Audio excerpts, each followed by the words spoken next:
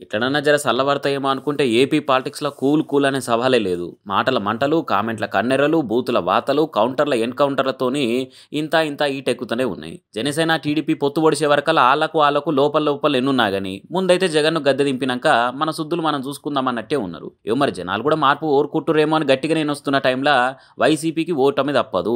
జగన్ దిగిపోడు పక్కా అనుకుంటా ప్రశాంత్ కిషోర్ లేటెస్ట్‌గా మాట్లాడిన మాటలు ఆంధ్ర పాలిటిక్స్‌లో ఆగం పెంచినాయి. టీడీపీ, జనసేన పొత్తుతోని పంక స్పీడ్ పక్కా తక్కువై కూలిపోతది అని మాట్లాడి ప్రశాంత్ కిషోర్ పంచాది లేపిండు. పబ్లిక్ మంచి చెడ్డలు అరుచుకుంటాము, పథకాలు పెడతామని చెప్పి పబ్లిక్ సొమ్మునే ఖర్చు చేసుడు మస్తు తప్పు. దాంతో జగన్ రాజకీయంగా మస్తు నష్టపోతున్నాడు. తెలంగాణ ఎలక్షన్లలో కార్ పార్టీ జోరుకు బ్రేకులు పడేటందుకు అది కూడా కారణమే అని అనుకొచ్చిండు. ప్యాలెస్లలో కూర్చొని కట్కలొత్తితే ఈవీఎంల జనాలు కట్కలొత్తి ఓట్లేయరు. ఏపీలో చదువుకున్నోళ్ళు కొలువులు కావాలని కోరుకుంటారు కానీ ఉచితాలు, ఫ్రీ పథకాలు వాళ్ళకి అక్కర్లేదు అని అనుకొచ్చిండు. ఇక ఈ మాటలు విన్నాక పంక పార్టీ లీడర్లు పళ్ళు కొరుకుతున్నారు. పబ్లిక్ మంచి అవుతుంటే ఓర్వలేక ఇటువంటి మాటలు అంటున్నారని ఎత్తి ఏడు దోషుల ఎర్రమన్నెత్తి పోస్తున్నారు. గుడివాడ మర్నాథైతే ప్రశాంత్ కిషోరు ఓ మాయల పకీరయ్య, ఆయన బీహార్లో చెల్లని రూపాయి అని సురుకుల మురుకులు తినిపించిండు. ఆయన ఎవరికి మంచి చేస్తేందుకు ఆయన మాట్లాడుతుండో మాకు తెలియదా, జనాలకు తెలియదా? బాబు రాసిన స్క్రిప్ట్ చదివి వినిపిస్తున్నాడు ఆయన.